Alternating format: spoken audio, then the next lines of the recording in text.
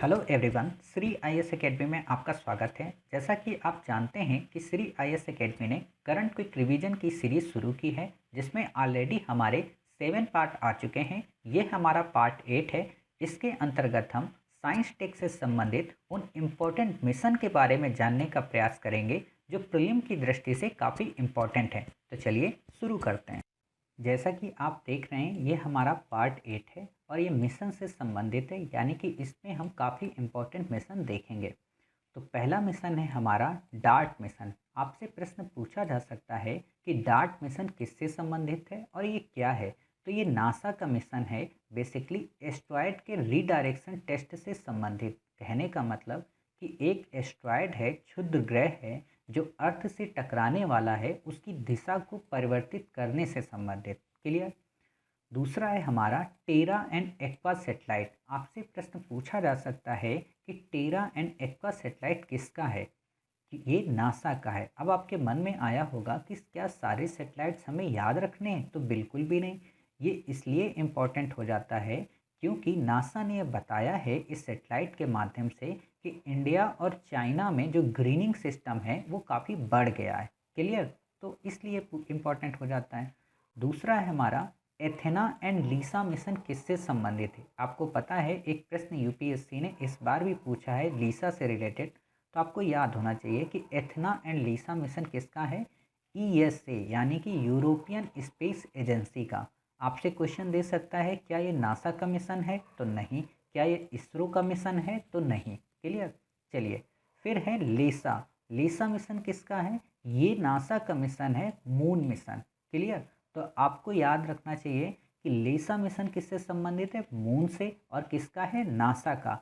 आपको यहाँ कंफ्यूजन करने के लिए लीसा को लेसा से कन्वर्ट कर सकता है। इसीलिए कहा जाता है कि तथ्यों को आपको काफ़ी अच्छे से याद करना चाहिए। क्लियर। चलिए, अगला है हमारा dragon fly mission. Dragon fly आपको नाम से ही लग रहा है जैसे कोई उड़ने वाली तितली हो। तो ड्रैगन फ्लाई जो मिशन है ये भी नासा का ही मिशन है। क्लियर। इसमें आपको इससे ज़्यादा कुछ भी नहीं पढ़ना है कि ये एक प्रकार का रोबोट होगा जो उड़ उड़ कर सारी चीज़ें देखेगा अलग अलग प्लेनेट में। तो ये आपको नहीं याद रखना, बस इतना याद रखना ड्रैगन फ्लाई मिशन किससे संबंधित है, तो नासा का। फिर है हमारा मोजैक मिशन। काफ़ी इम्पोर्टेंट है। जब आप क्लाइमेट से रिलेटेड कोई टॉपिक करते हो मेंस में, तो वहाँ पर आप इस मिशन का जिक्र कर सकते हो। मोजैक मिशन बेसिकली आर्कटिक सी के क्लाइमेट को स्टडी करने के लिए भेजा गया है। कई सारे देशों का मिलकर इनिशिएटिव है। क्लियर। तो आपसे बस इतना पूछा जा सकता है कि मोजैक मिशन किससे संबंधित है। क्या अंटार्कटिका से संबंधित है? तो बिल्कुल भी नहीं, ये आर्कटिक सी से संबंधित है। क्लियर। फिर है हमारा आदित्य L1 मिशन। ये इसरो का मिशन है। आदित्य नाम से ही समझ में आ रहा है कि पर्यायवाची किसकी है? सूर्य की। तो ये सूर्य में भेजा जाएगा इसरो का मिशन। आपको पता है कि यूपीएससी ने एक बार जूनो मिशन से संबंधित प्रश्न पूछा है मेंस में। हो सकता है आपसे आदित्य L1 के बारे में पूछे। और इस L1 का क्या मतलब होता है? ये L1 बेसिकली लैग्रेंज पॉइंट होते हैं।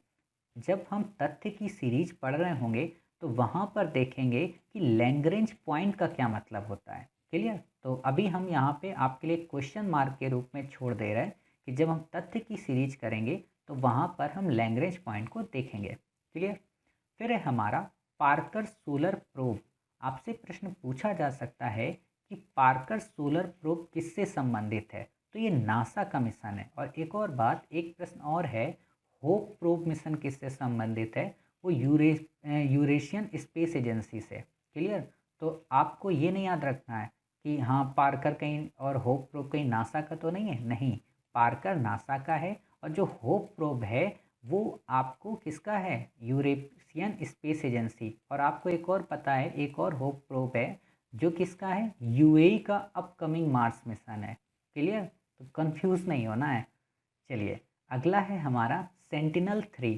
सेंटिनल आपने काफ़ी बार चर्चा में भी सुना होगा कि ट्राइब है कहाँ की? अंडमान की। तो आप बिल्कुल भी मत कंफ्यूज होना कि सेंटिनल जो उपग्रह होगा, सेटेलाइट होगा, ये इसरो का होगा। बिल्कुल भी नहीं, ये यूरोपियन स्पेस एजेंसी का सेटेलाइट है। और क्या करेगा? ये वर्ल्ड फायर एटलस को कंसीडर करेगा।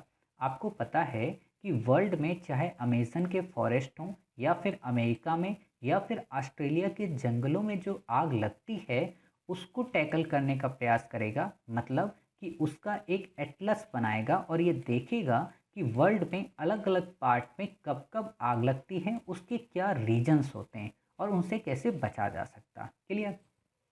इससे ज़्यादा आपको इसमें कुछ भी नहीं पढ़ना। लास्ट है हमारा कॉपरनिकस प्रोग्राम। आपसे क्वेश्चन पूछा जा सकता है कि क्या कॉपरनिकस प्रोग्राम यूएसए का है? तो बिल्कुल भी नहीं, ये नासा का नहीं है। ये किसका है? ये भी यूरोपियन स्पेस एजेंसी का है। क्लियर? इस तरीके से आपने हमारे साथ 9 मिशन को कंप्लीट किया।